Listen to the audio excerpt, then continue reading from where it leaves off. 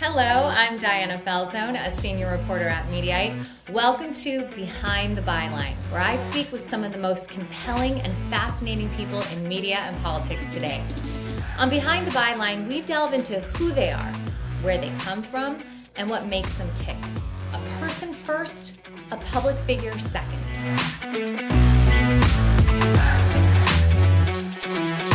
I am really excited about our guest. I'm joined by the host of CNN's Unfiltered, CNN commentator, and New York Daily News columnist, Cupp. Essie has a new show, Battleground, The Swing States, which airs on Fox TV stations and in syndication. Thanks for being here, Essie. Thanks for having me. This is fun.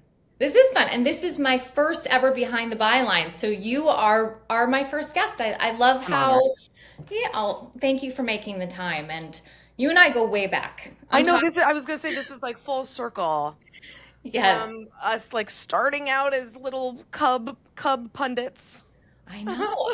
I was thinking about that. I was like, where was our first meeting? And I couldn't place our first meeting, but I vividly remember I was always good on one-on-one, but in big groups I would get a little overwhelmed. And we were in our very early 20s. And I was standing in a doorway at this apartment, and you saw me alone and beeline to me and brought me into a group and just made me feel so comfortable. And I'll never forget that. Well, that was really nice of me. Yeah, that was very nice of you. I don't and remember it's stuck that, with me all these years later. I don't remember that, but we did. I think we went to a bunch of, Yes. we were in our 20s, childless, out in Manhattan after doing TV in front of millions of people in an audience. It was quite the heady time for us, and going out with all of our media friends, and that was a really fun era. There were parts of that era I didn't enjoy, but meeting all of these new people who were doing what you were doing and coming up at the same time, and politics was very different, media was very different at the time. It was fun. It was fun. It was a very fun time. I look at that as kind of like a golden age in New York politics and New York media and politics. Yeah.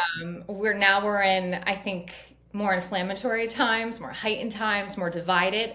Thinking back to some of the people that were at those parties, and now maybe the political alliances they have, I might have never predicted back in 2007.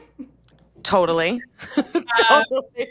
So I think and also seeing who's kind of survived the gauntlet that is media, and just how difficult of an industry it is to navigate. Before we really get into you and your tenure and how you've kind of been raised up in media, I wanted to talk a little bit about the current climate of the news cycle and politics. And I've been speaking with my neighbors and friends, people who are not in media or politics, about the recent events in our nation, from the attempt to assassinate Trump to Biden dropping out. I mean, so many things have been shocking, especially to people who don't keep their phone out all day long looking at breaking news or reading the tea leaves before it happens. A lot of these things are just coming at people, and they're like, whoa, I'm unsettled.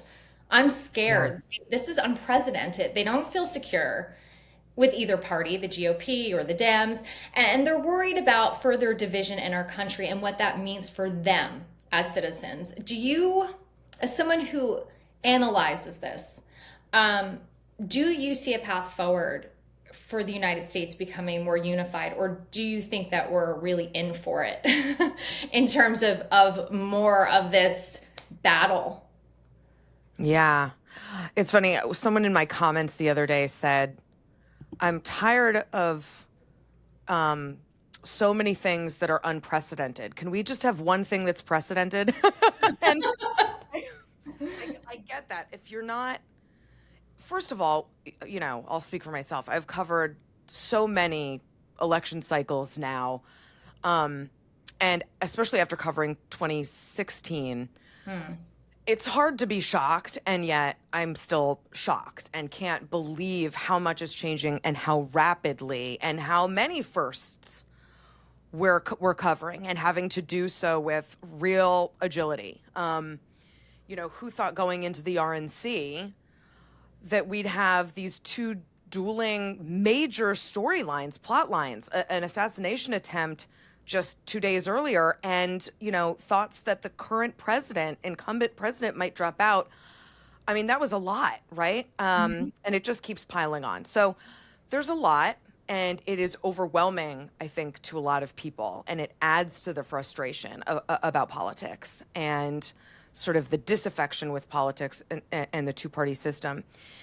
So there's that underlying tension and frustration, and then I'm not convinced people want to be unified. I think most people want the temperature taken down, and they don't want to be gaslit. They don't want to be terrified every time they turn on the news or listen to a politician. But I'm not sure unity is what people are striving for. I think people are really dug in their camps, and they really see the other side as a threat, a legitimate threat to either their way of life or to democracy.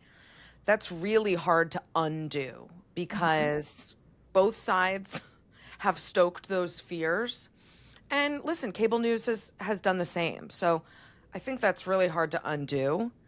And I don't think the unity is going to come in this cycle. But depending on who wins, I think it could be achieved over time, but like a lot of time. And a big variable on that is depending upon who wins, right? And the end goal of what that person would want. I mean, Yeah. we've seen, without really getting too into it, we know one candidate has a history of heightening certain kinds of divisive rhetoric. And right now, we still don't know for sure that Kamala Harris is going to be the Dems presidential nominee, but we haven't seen that kind of rhetoric from her. So, I mean, listen, not to cut you off, but that depends on who you ask, right? Republicans are pointing to some stuff she said in 2020 that was pretty out there and that actually was pretty inflammatory. So I think there are clear contrasts between Trump and Kamala Harris, clear contrasts. But again, we're so divided that you really have to try to be objective if you really want to correctly categorize the way that people are seeing politics right now. And that's hard to do. I'm a partisan. I come from center right politics, although over the course of the last 8 years, I've become basically independent. I mean, I'm independent now for all intents and purposes. I don't belong to any party, and I think a lot of people feel that way. But that has given me a sort of clarity to call balls and strikes and say, listen, there is an symmetrical level of divisive rhetoric happening on the right versus the left, but the left's hands are not completely clean. And when we in the media whitewash that and pretend that there's never been any inflammatory rhetoric over there, it erodes trust. So I'm trying to be more and more careful with how I talk about everything that's going on, Yeah, and I appreciate you really bringing that point home, because I do think that there has been an erosion of trust on many levels. And along with that erosion of trust, there's also a nervous energy, a powerlessness, and everybody personally has something that they deal with in their life, a private battle of some sorts. I've been pretty public about my difficult time with an illness, endometriosis, over the years. And you have bravely shared that you deal with anxiety. You came forward and shared that on Unfiltered. Why did you decide to share your struggle with anxiety and at that point in your career? Well, it hit me like a ton of bricks. I had, the best way to describe it, the way I describe it is very bluntly, I had a nervous breakdown, which happened quickly and unexpectedly, and I was not the same after. And a lot of things changed, but when it comes to what I do for a living, the news was very triggering and I couldn't make sense of it. My mind was really jumbled. The only thing I could write about or talk about, with any coherence was how I was feeling. And so I wrote about the way I was feeling, for lack of ability to write about anything else, clearly. And it was a really funny time. I had just covered a bunch of high profile people's mental health. Naomi Osaka, Simone Biles, Meghan Markle, all these people were coming out and talking about their mental health struggles, and I defended them and talked about how brave it was. Mhm. And then when it happened to me, and it's not like I got anxiety suddenly, I had always had it, and I just didn't know that it was building to this breaking point. I thought, well, I'd be such a hypocrite if I hide this from everybody. And so I talked about it openly. And when I did, I found a lot of people, especially in my business, come forward and say, me too. And thank you so much. Or I'd not heard anxiety explained that way before. And that's really helpful because I don't think we talk about anxiety in very helpful ways. And, if you don't know what it is and you haven't experienced it, I hear this a lot from people. Well, I'm anxious. Do I have an anxiety disorder? I'm worried. Everyone's worried about something. And of course, my anxiety disorder is not just that I'm worried. It's a totally irrational way of thinking and looking at the world. It's debilitating. It's paralyzing. It's changed my brain. Mhm. And so I talk about it in hopes that people who might be younger than me or parents might hear about my struggle, and maybe some notes will sound familiar, or it will encourage someone to ask their kid, is this why you're doing this, or is this how you're feeling?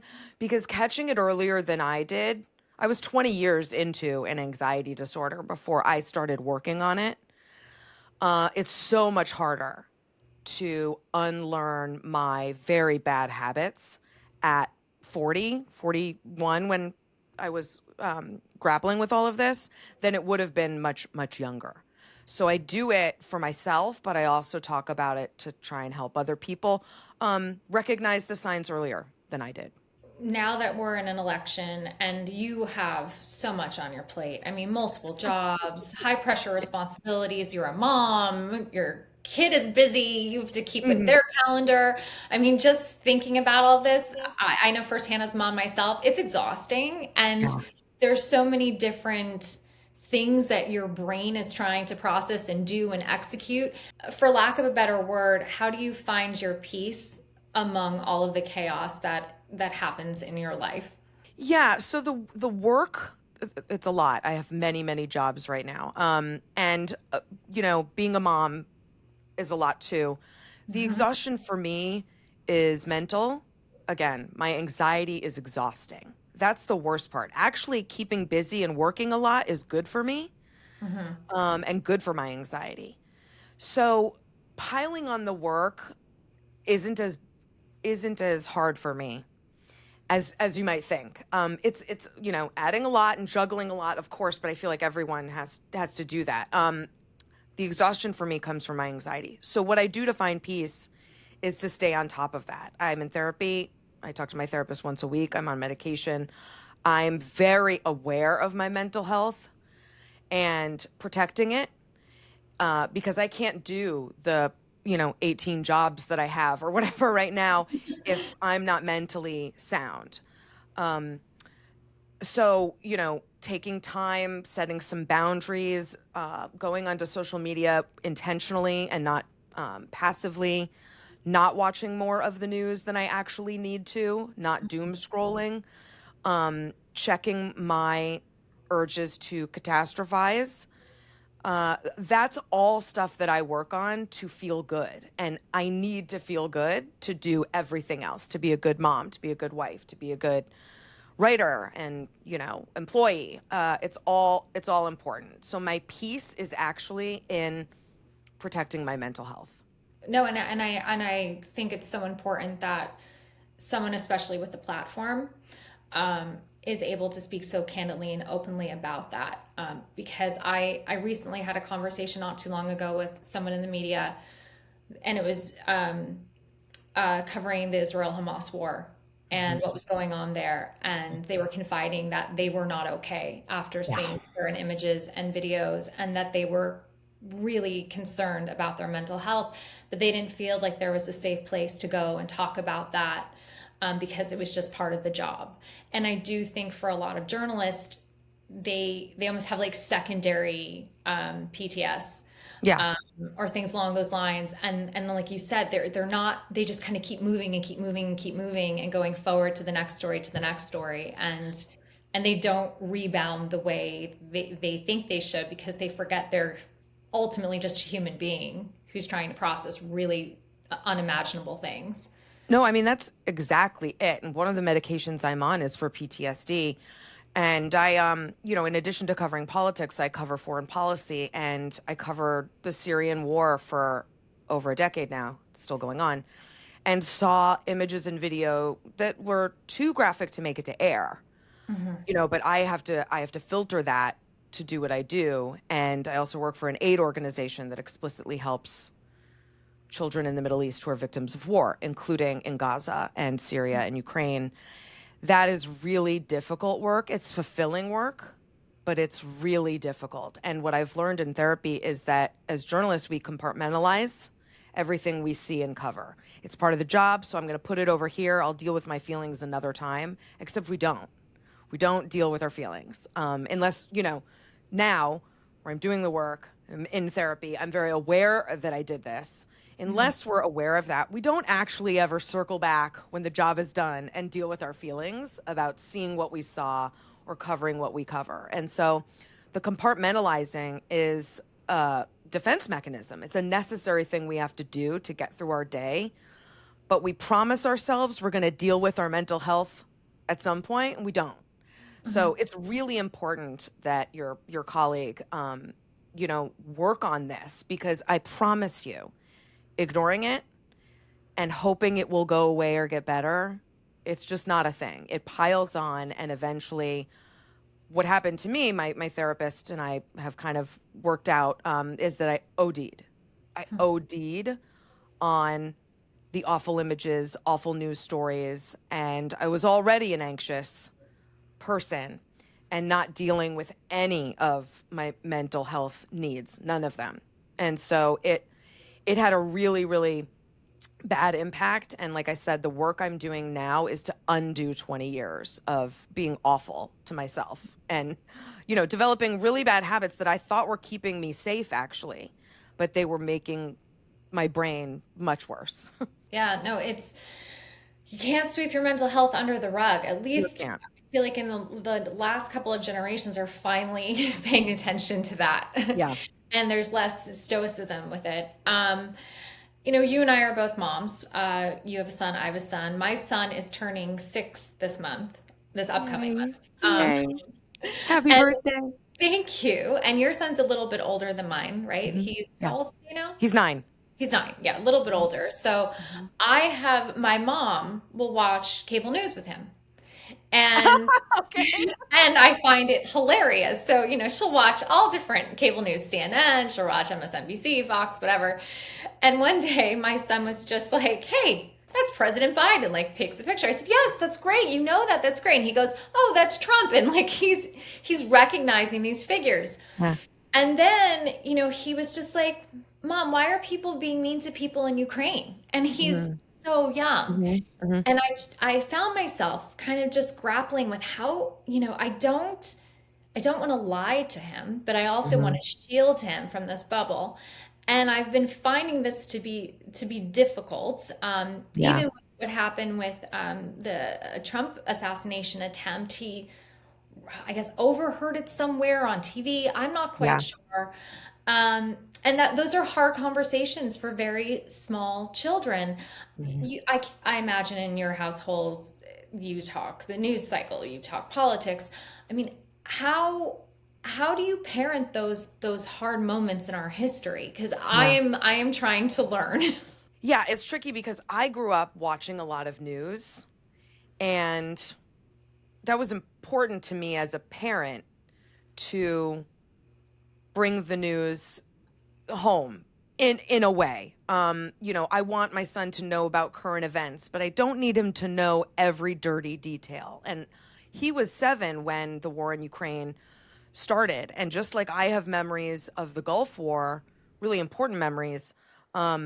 I wanted him to have a memory of this moment where the maps could change in our world, where, there would always be a before and an after. And we don't know yet if this will be a story of triumph for Ukraine. We hope so. But I wanted him to have a memory of it. So I did sit him down and tell him in very sanitized language what was going on in Ukraine.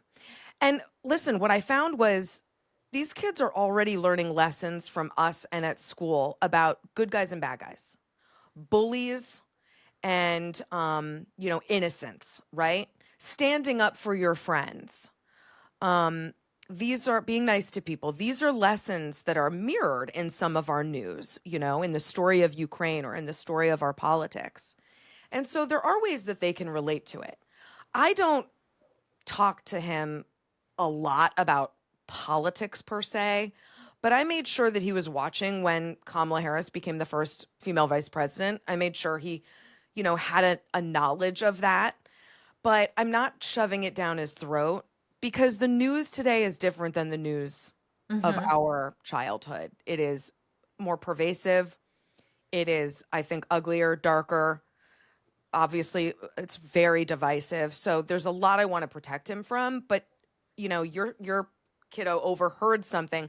You can't protect them from everything. They're gonna hear about it. I'd rather him get it contextualized from me than another 9-year-old on the playground or worse. So, it's finding that balance, I think, that is, the tricky part. Yes, I was thinking with parenting, it's almost a moment by moment Yeah. how you handle things. And yeah, it's people are like, what's the biggest parenting hurdle? I'm like, I just feel like it changes day by day. Every day So it's true. something different. Yeah. Let's look back at your very early career. You didn't plan to be a journalist. You were very into the arts, right? In college or in high school? Yeah, in high school, I didn't know that I was going to go into journalism. In fact, I was a ballet dancer. Right, Yeah, right. but I quit that just in the nick of time to apply to college, which was the right thing to do. But like I said, I had always been interested in the news, and in fact, like I was a news junkie. So I had that interest, but I didn't know that's what I wanted to do until I got to college and I joined the school newspaper kind of on a lark and just fell in love, got obsessed with writing and covering the news. And so I knew I would do it in some capacity. I just didn't know exactly how. How did you get your first big break? What was that moment where you were like, "Oh, this was the moment that catapulted me into what would become my career in media?" Well, I started in media right out of college, very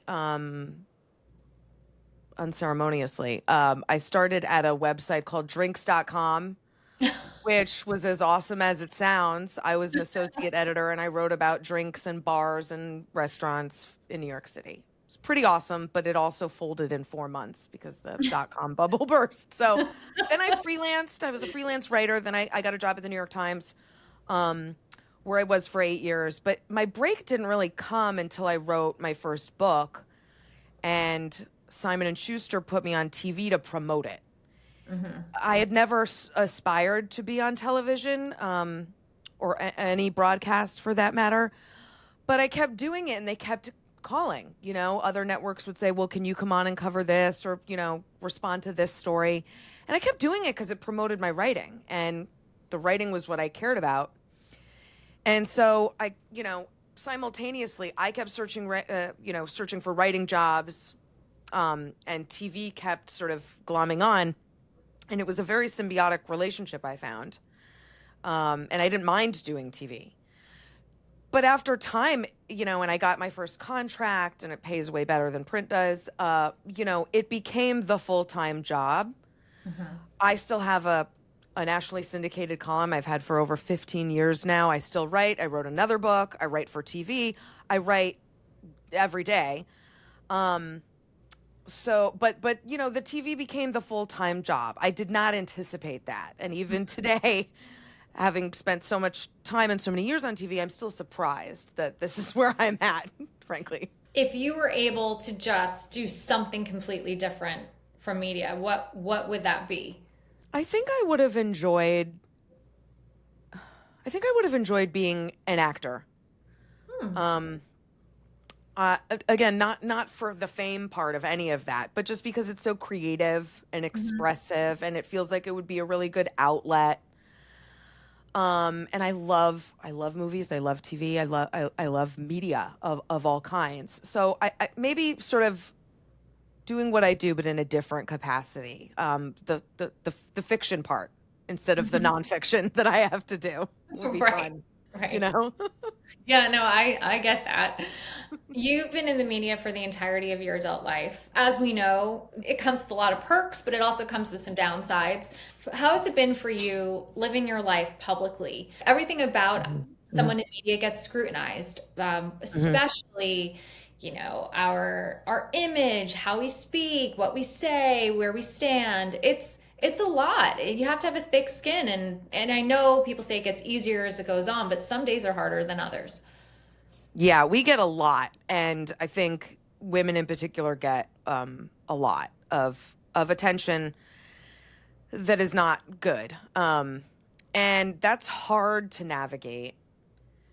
But what I have found is, again, when my mental health is good and I feel good and confident, that stuff doesn't get to me at all. It Mhm. bounces right off. And people are awful. They really think they have a right, and it's their duty to tell you how awful you are, Mhm. what they think of your looks, how dumb they think you are.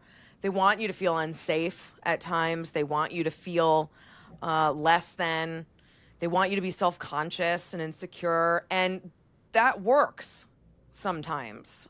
They are successful sometimes. But when my mental health is in a good place, I am totally impervious to all of that stuff. So, again, it's just another reason for me to keep healthy Mhm. mentally, because among all the things, that's one less thing that I have to deal with when I'm feeling good. What is the most rewarding part of your job? There's a lot. I mean, I'm a writer who needs to write, and I get to write, and that is always fulfilling, rewarding. Um, that makes me feel good and productive.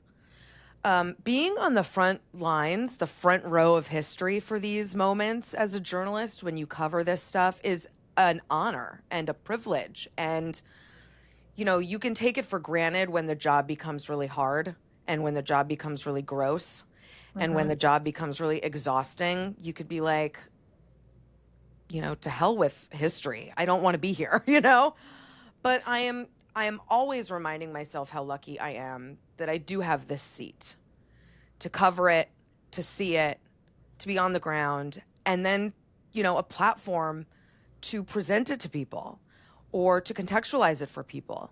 That is a huge privilege. And so there is something still very rewarding in doing what we do amidst all of the things that are not rewarding. Right. Right. I always wondered, because when you speak to people who have been in media for a long time, they always mention that there was someone who inspired them or someone who mentored them. Do you have a mentor that you go to that you take advice for about the industry, about how to handle certain things? I have, I wouldn't say mentor, but I have lots of friends and colleagues Mhm. that, over many years have been really important sounding boards, advice givers, people I can just vent to. I have a number of them. I'm really, really lucky. Some of whom are legitimate, like very good friends, and others who are just really great for advice, and they're just great colleagues who I trust. And in this industry, which is very competitive and can be very proprietary, it's really important that you find those people that you can trust, that you can say, hey, I've been offered this new opportunity.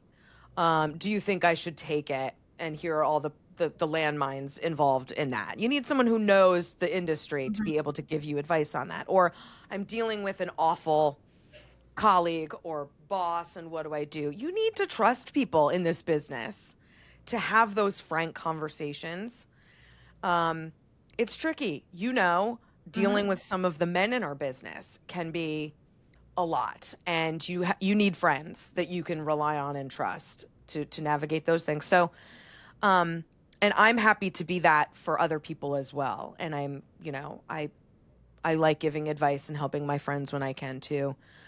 So really, it's less mentorship and really just like a support system inside the industry that I've cultivated over years and years. It wasn't overnight. If there's someone watching right now who is getting into the industry, wants to get into the industry, what advice would you give them? One of the biggest takeaways for you that has maybe just echoed in your mind as something that you continually tell yourself, that you would want to impart on someone else.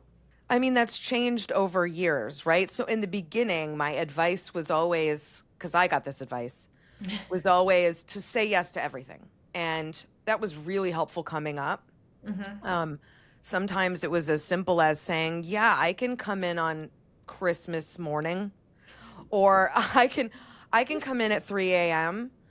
or, yeah, I can file that in 20 minutes, right? Like, just being able to show up was important. And then being able to say yes to weird things that you might not be able to see will, help your career. Just say yes. When you're coming up, say yes.